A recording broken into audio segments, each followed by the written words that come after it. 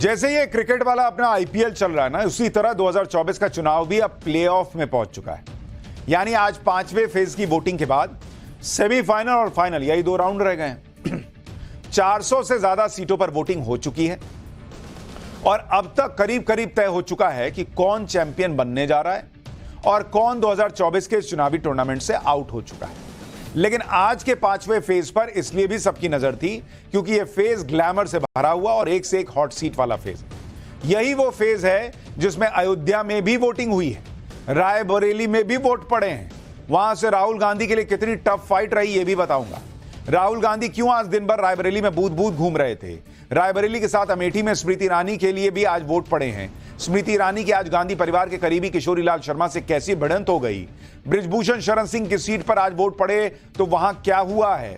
Singapore से आई लालू की बेटी सारण में हारेंगी या जीतेंगी। इन हॉट सीट्स में आज कैसा क्या माहौल रहा वो सब आपको बताऊंगा। साथ में यह भी बताऊंगा कि मुंबई में आज बड़े बड़े स्टार्स कैसे आज वोट डालने के लिए निकले थे। अमिताभ बच्चन, ऐश्वर्या राय से लेकर शाहरुख खान, अक्षय कुमार, सब ने, बॉलीवुड के स्टार्स ने कैसे वोटिंग की है। लेकिन पहले आप पांचवें चरण की वीआईपी वोटर्स की एक झलक देखिए, फिर आपको बताऊंगा 5 फेज के बाद 2024 के चुनाव का नया कैलकुलेशन क्या है।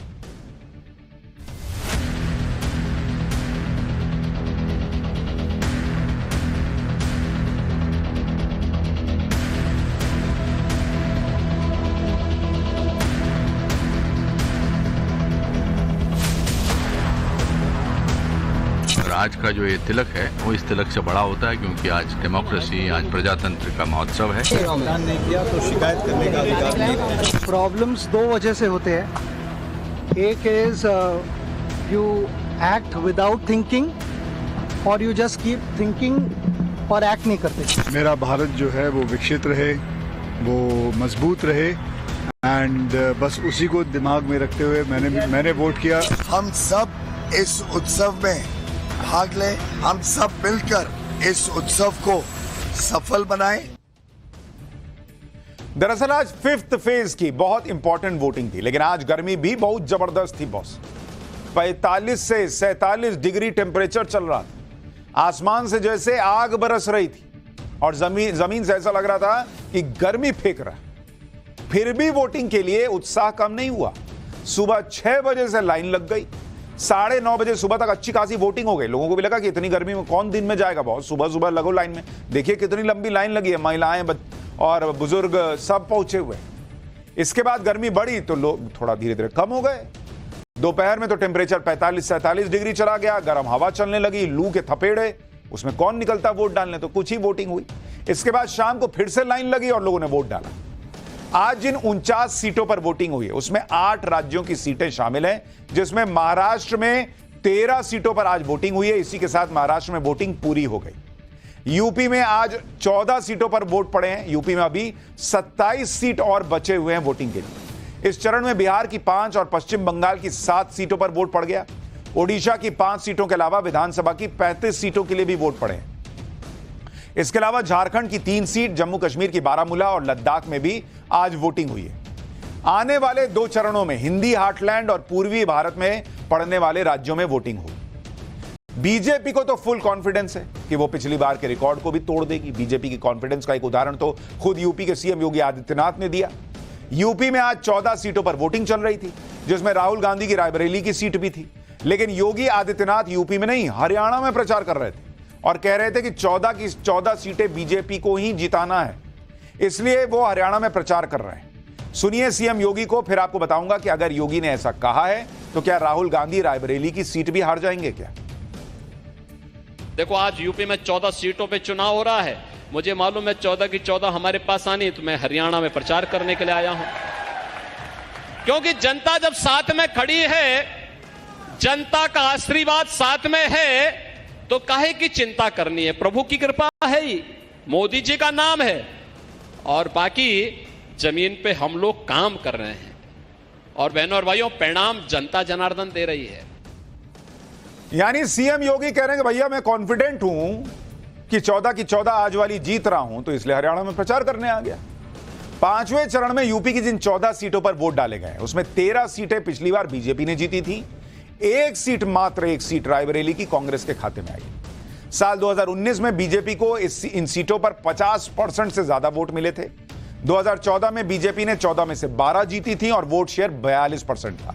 यानी 5 साल बाद बीजेपी की सीट 1 बढ़ी, वोट शेयर 8% से ज्यादा बढ़ गया। इस बार इन 14 सीटों में से 10 पर समाजवादी पार्टी और 4 सीटों पर कांग्रेस लड़ रही है। साल 2014 और 2019 के चुनाव में इन 14 सीटों पर समाजवादी पार्टी और बीएसपी का खाता तक नहीं खुला था, जबकि मिलकर लड़ रहे थे ये लोग।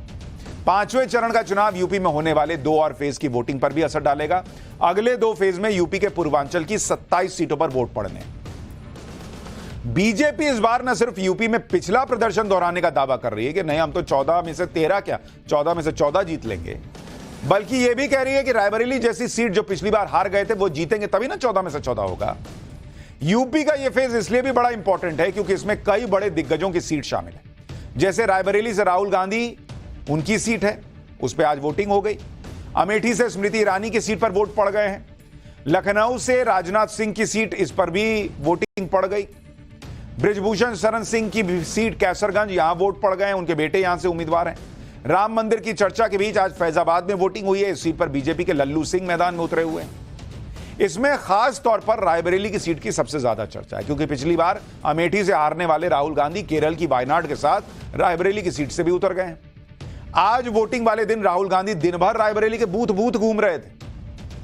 सोचिए ये हालत हो गई है इन लोगों की कि पूरा कुनबा प्रचार कर रहा है रायबरेली में, पूरी फैमिली पहुंची है, बड़े नेता पहुंचे हैं और आज राहुल गांधी को बूथ बूथ घूमना पड़ रहा है। राहुल गांधी ने रायबरेली में हनुमान मंदिर में दर्शन किए, मंदिर में हनुमान जी की पूजा की और उसके बाद रायबरेली में पोलिंग बूथ की तरफ निकल गए। रायबरेली के बारे में कांग्रेस दावा कर रही है कि यहां से राहुल गांधी आराम से जीत जाएंगे, लेकिन आज स्थिति यह थी कि राहुल गांधी को पोलिंग बूथ के चक्कर लगाने पड़ रहे थे। राहुल गांधी पोलिंग बूथ पर जाकर स्थिति देख रहे थे। जिस रायबरेली अमेठी को ये लोग सोचते थे कि यहां तो मतलब गए भी नहीं तो भी जीत जाएंगे, वहां आज बूथ बूथ घूम रहे हैं, ये हालत हो गई। तो जो लोग ये कह रहे हैं कि रायबरेली में चुनाव एक तरफा है, बॉस ऐसा मामला होता तो बूथ बूथ ना घूमना पड़ता इनको। बीजेपी के दिनेश प्रताप सिंह भी कड़ी टक्कर दे रहे हैं। राहुल गांधी को भी आज इस बात का अंदाजा हो गया होगा जब राहुल गांधी बछरावा में पोलिंग बूथ के पास पहुंचे तो वहां राहुल गांधी वापस जाओ और जय श्री राम और घर घर मोदी के नारे लगने लगे राहुल गांधी के सामने। देखिए जरा क्या हुआ है।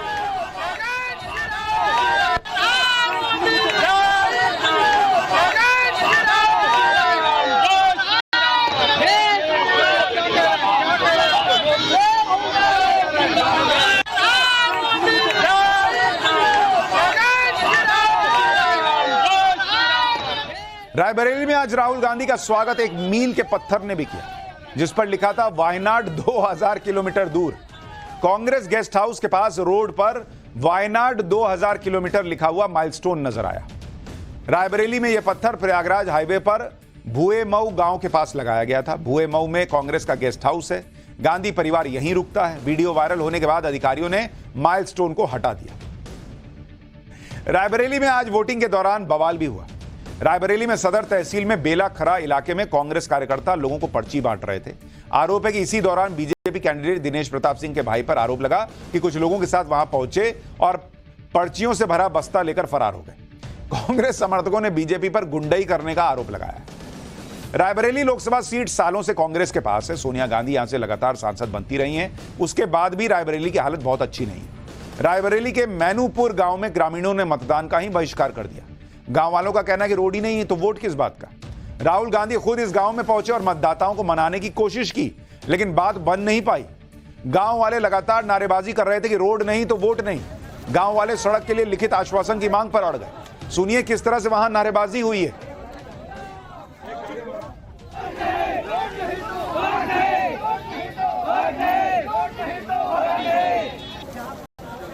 गाड़ी सामने खड़ा है रोड पे।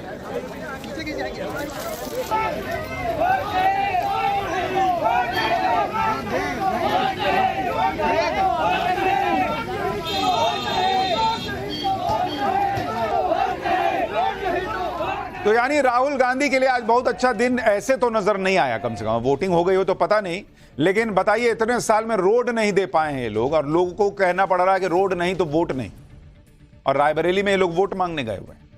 रायबरेली के नतीजे क्या होंगे, इस पर लगातार चर्चाएं हो रही हैं। खैर, नतीजे तो 4 जून को पता चली जाएंगे, लेकिन रायबरेली की जनता ने किन मुद्दों के आधार पर मतदान किया, उसको लेकर एक ग्राउंड रिपोर्ट आपको दिखाता हूं।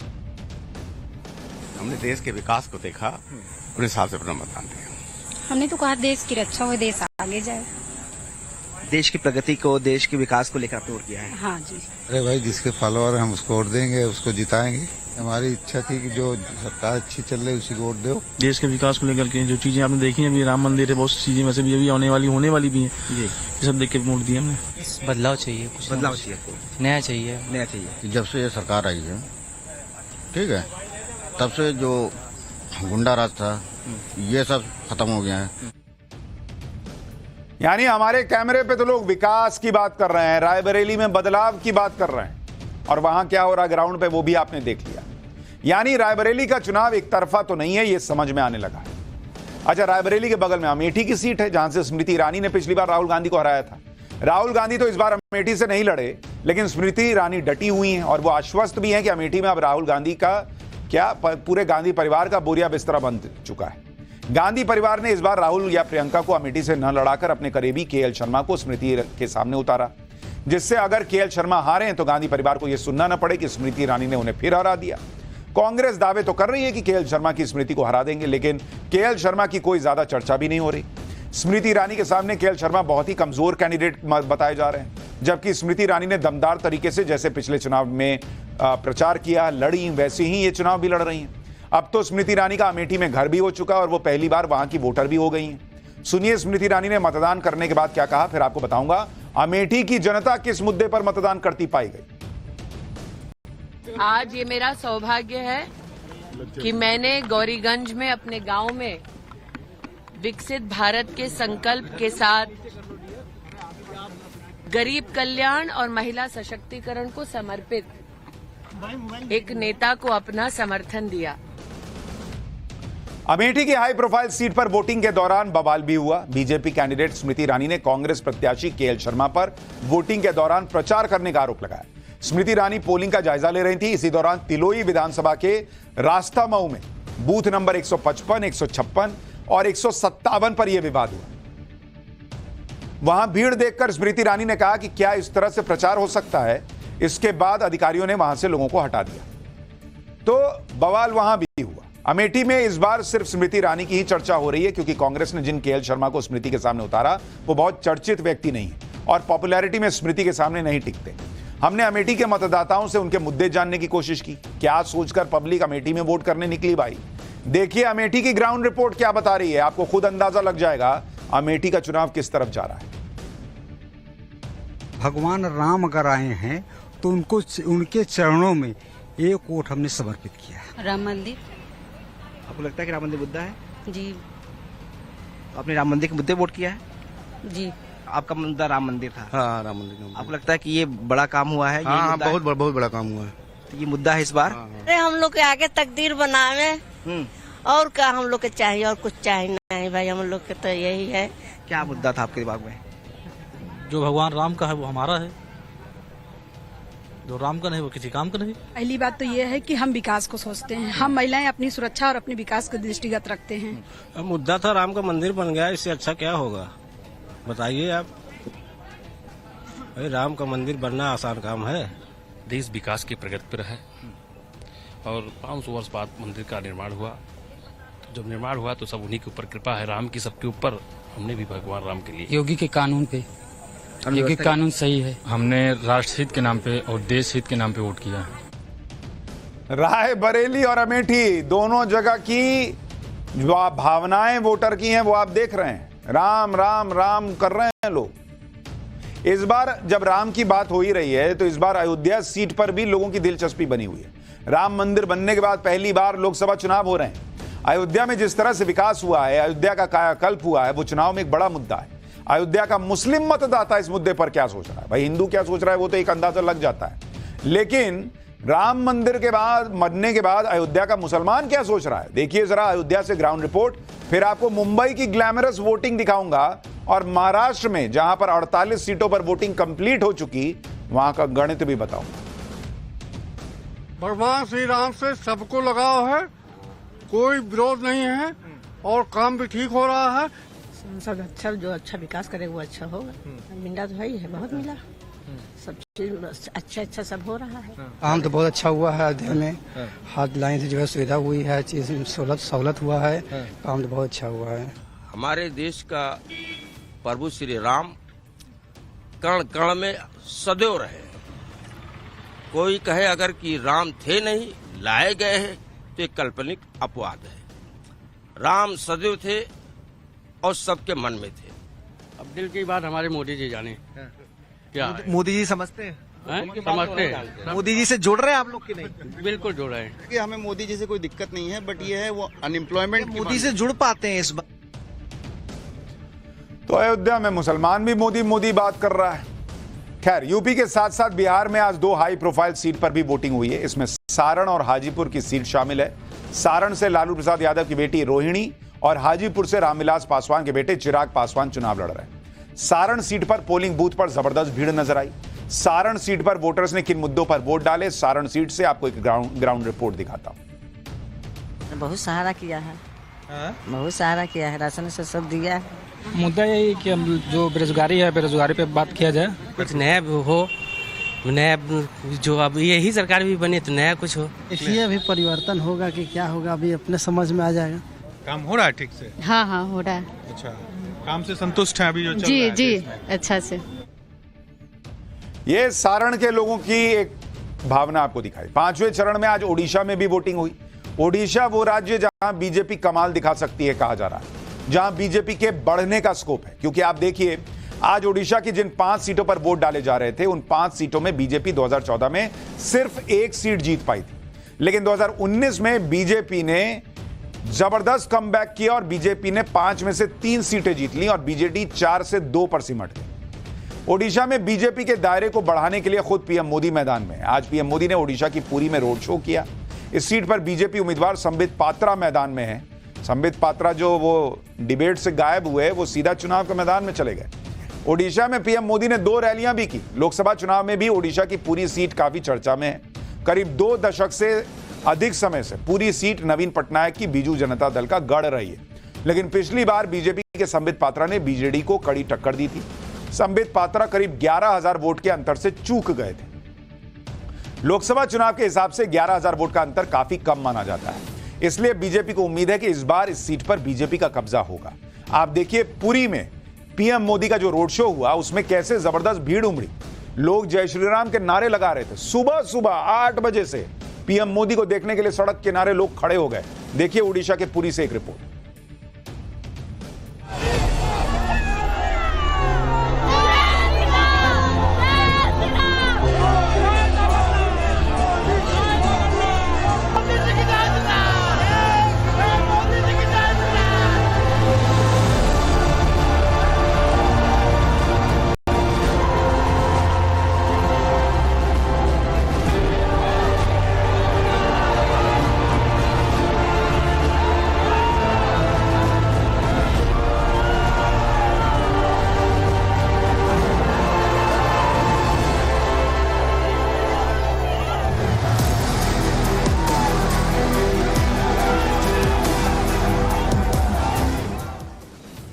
ओडिशा और बंगाल 2 ऐसे राज्य हैं जहां से बीजेपी को बड़ी बढ़त की उम्मीद है। बंगाल के बारे में आपको आगे बताऊंगा। पहले आपको मुंबई का हाल दिखा देता हूं, जहां आज 5वें फेज में 6 सीट पर वोट पड़े हैं। इसमें Mumbai north, Mumbai north west, Mumbai north east, Mumbai north central, Mumbai south central और मुंबई साउथ की सीट शामिल है। इन 6 सीटों में से पिछली बार सभी सीटें एनडीए ने जीत ली थी। 3 बीजेपी के खाते में गई थी, 3 शिवसेना के पास गई थी और 6 की 6 सीटों पर एनडीए को 50% से ज्यादा वोट मिले थे। लेकिन इस बार 3 सीट पर बीजेपी लड़ रही है और 3 सीट एकनाथ शिंदे वाली शिवसेना के पास है। मुंबई साउथ सेंट्रल और मुंबई नॉर्थ वेस्ट सीट पर उद्धव ठाकरे की शिवसेना और एकनाथ शिंदे की शिवसेना आमने सामने है। दोनों पार्टियों के बीच मुंबई की सियासी विरासत पर फैसला होना है, जबकि मुंबई नॉर्थ में बीजेपी और उद्धव ठाकरे की शिवसेना का मुकाबला है। बाकी 2 सीटों पर बीजेपी और कांग्रेस आमने सामने। इन 6 लोकसभा में 36 विधानसभा सीट और 36 में से 23 सीटें एनडीए के पास है, 13 सीटें इंडी गठबंधन के पास है। मुंबई शिवसेना और ठाकरे परिवार का गढ़ रही है, लेकिन शिवसेना में टूट के बाद पहली बार मुंबई में चुनाव हो रहे हैं और यह ठाकरे परिवार के लिए साख की लड़ाई है। क्योंकि इस चुनाव से ठाकरे परिवार और उनकी नई शिवसेना की ताकत का पता चल पाएगा। आज मुंबई में उद्धव ठाकरे ने भी अपने परिवार के साथ वोट डाला। यह पहला मौका है जब उद्धव ठाकरे और उनके परिवार ने कांग्रेस उम्मीदवार के समर्थन में वोट दिया होगा। शायद उद्धव ठाकरे का बंगला बांद्रा ईस्ट में आता है। यह इलाका मुंबई नॉर्थ सेंट्रल लोकसभा के तहत आता है और सीट बंटवारे में यह सीट कांग्रेस के खाते में गई। यहां से कांग्रेस ने वर्षा गायकवाड़ को उतारा हुआ, तो शायद पहली बार ठाकरे परिवार ने कांग्रेस के लिए वोट किया होगा। यह भी लोग सोशल मीडिया पर लिख रहे थे। मुंबई के लोग आज की वोटिंग के बाद क्या कह रहे हैं उसके बारे में आपको बताऊं, लेकिन पहले आपको मुंबई की वोटिंग की कुछ तस्वीरें दिखाता हूं, क्योंकि आज सारे स्टार्स भी वोट डालने के लिए निकले। अमिताभ बच्चन पहुंचे और पूरे परिवार के साथ उन्होंने वोटिंग की है। सलमान खान पहुंचे, ऐश्वर्या राय बच्चन, अमिताभ बच्चन सब लोग पहुंचे थे। धमकियों के बीच सलमान खान भी आज घर से निकले और उन्होंने भारी सुरक्षा के बीच वोटिंग की। सलमान खान जब पोलिंग बूथ से निकले तो वो पूरी तरह सुरक्षा घेरे में नजर आए। शाहरुख खान भी अपने परिवार के साथ वोट डालने के लिए पहुंचे। इसके अलावा आमिर खान ने भी वोट डाला, उनके साथ किरण राव भी नजर आई। एक्टर रणबीर कपूर भी पोलिंग बूथ की लाइन में अपने मतदान का इंतजार करते हुए नजर आए। एक्टर ऋतिक रोशन भी अपने परिवार के साथ पहुंचे, उन्होंने भी वोटिंग की। करीना कपूर, सैफ अली खान, संजय दत्त, सचिन तेंदुलकर सब ने आज वोटिंग कर ली। इसके अलावा कियारा आडवाणी पहुंची थी वोट डालने के लिए। तो इन स्टार्स ने कहा, क्या कहा पहले सुनिए, फिर आपको पब्लिक मुंबई की क्या बोल रही है वो भी दिखाता हूं। मेरा भारत जो है वो विकसित रहे, वो मजबूत रहे, एंड बस उसी को दिमाग में रखते हुए मैंने वोट किया। मेरे भारत बदल रहा है और इस बदलाव के कारण हैं आप। बस राष्ट्र हित में ऐसे ही जुटे रहिए। यूथ के लिए यही कि हर एक को मतदान करना चाहिए। बस मतलब हमारी जिम्मेदारी भी है कि हम आए और वोट करें। आइए और अपना वोट कास्ट कीजिए, ये अपने देश के भविष्य के लिए बहुत इम्पोर्टेंट है। Study the candidates before you won't, know what you voting for.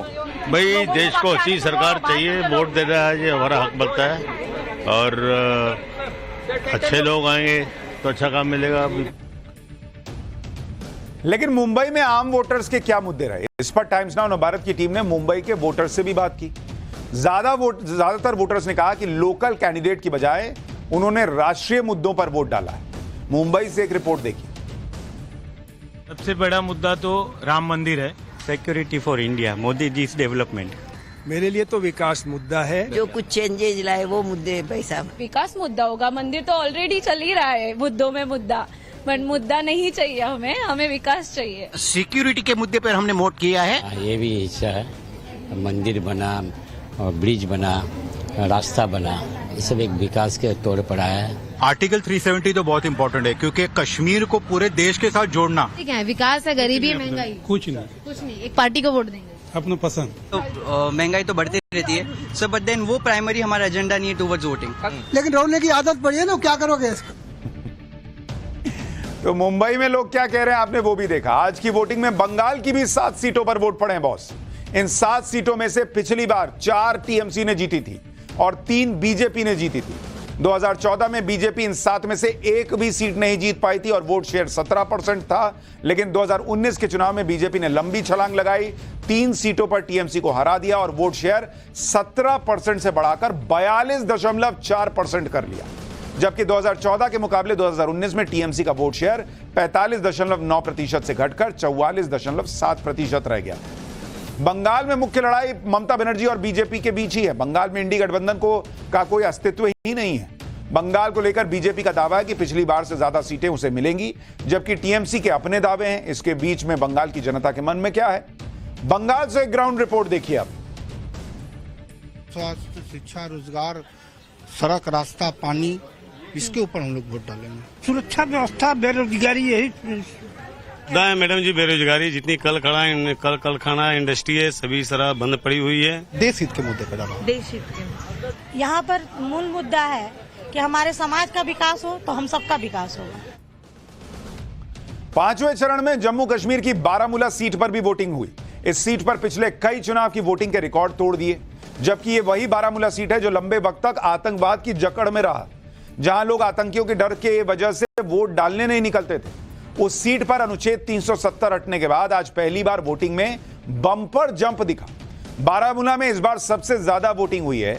यानी अगर आप देखेंगे कि बारामूला में जो लोग पूछते हैं ना अनुच्छेद 370 हटा, क्या ही हो गया, क्या फर्क पड़ गया, ऐसा क्या तूफान आ गया, इस बारामूला की सीट को आप देखेंगे तो आपको सारा हिसाब समझ में आ जाएगा कि बारामूला क्या बता रहा है अनुच्छेद 370 हटने को लेकर।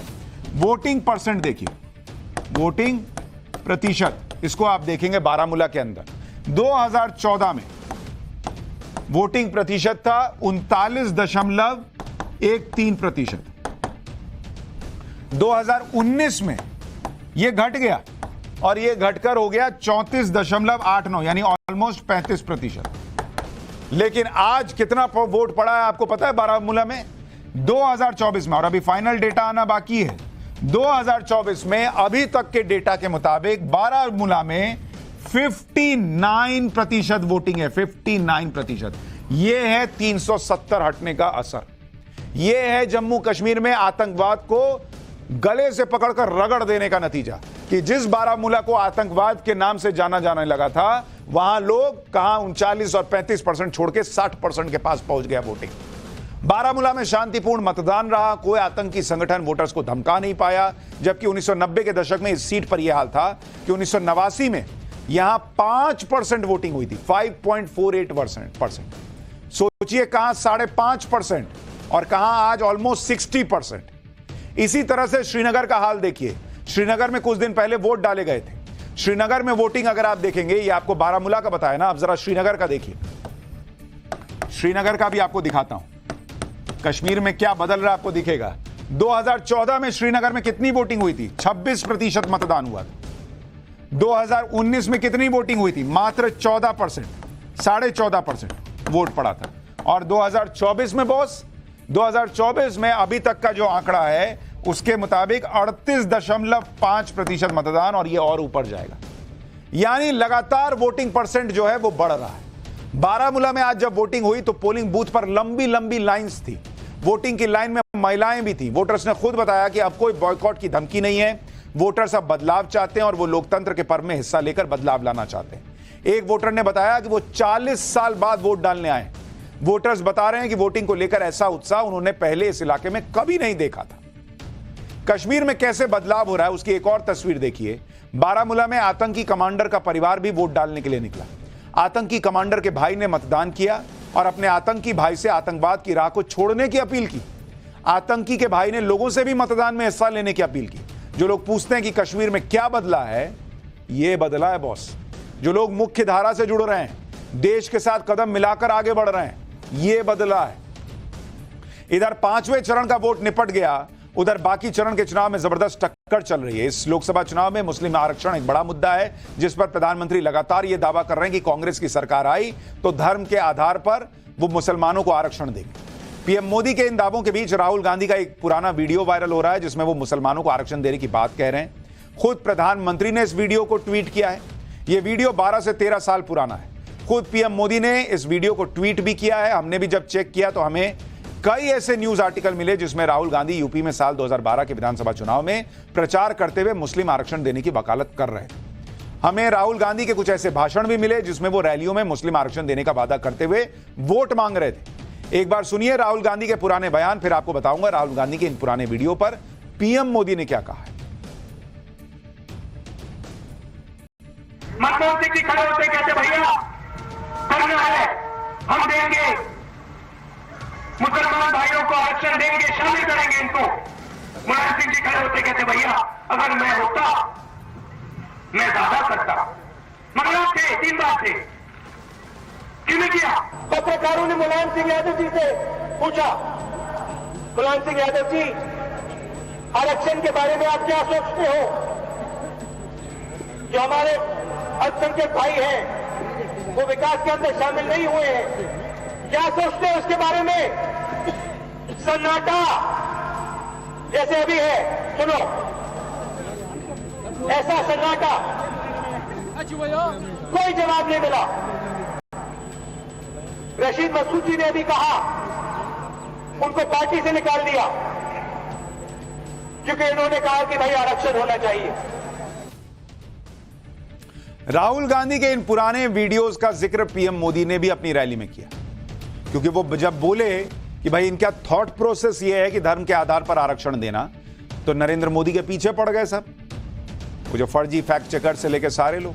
अब ये पुराने वीडियोस निकल कर आ रहे हैं। बाकी इतिहास तो हमने आपको बताया ही था कि कैसे पिछले पहले जब सरकारें रही राज्यों में तो इन्होंने ट्राई किया। अब पीएम मोदी ने ट्वीट भी कर दिया और कहा कि कांग्रेस SC ST OBC का हक छीनकर मुसलमानों को देना चाहती। पीएम मोदी ने कहा कि हर किसी को कांग्रेस के इन शब्दों और वादों को सुनना चाहिए। उन्होंने और क्या कहा एक बार आपको सुनवाता हूं। अच्छा अभी नहीं आई ये बाइट, आपको आगे सुना देंगे। इस वक्त वोटिंग को लेकर एक बड़ा अपडेट भी आ रहा है, वो भी आपको बता देता हूं। 5वें चरण की 49 सीटों पर अभी तक 57.6% मतदान की खबर आ रही है। बंगाल में सबसे ज्यादा 73% वोटिंग हुई है। उत्तर प्रदेश में अब तक करीब 58% वोटिंग की खबर है। ओडिशा में 61%, महाराष्ट्र में 49.15% वोटिंग की खबर है। यानी अभी तक टोटल जो है वो कहा जा रहा है कि करीब 58% के आसपास वोटिंग हुई है और ये अभी फाइनल आंकड़ा नहीं है, ये और बढ़ेगा ये माना जा सकता है। यानी पिछली बार जो 60% के आसपास मतदान था वहीं पर यह आंकड़ा जाकर रुकेगा ऐसा लग रहा है। लेकिन यहां पर अब सवाल यह है कि भाई ये आंकड़ा कहीं भी जाकर रुके, अरविंद केजरीवाल की मुसीबतें कहां जाकर रुकेंगी? केजरीवाल पर वो सीक्रेट रिपोर्ट आई जिससे गेम ओवर होना तय है क्या? आम आदमी पार्टी को विदेश से आए चंदे का खालिस्तानियों से कोई कनेक्शन है क्या? केजरीवाल की जान को खतरा, क्या उन पर बड़ा हमला होने वाला है क्या? अब इसका चैप्टर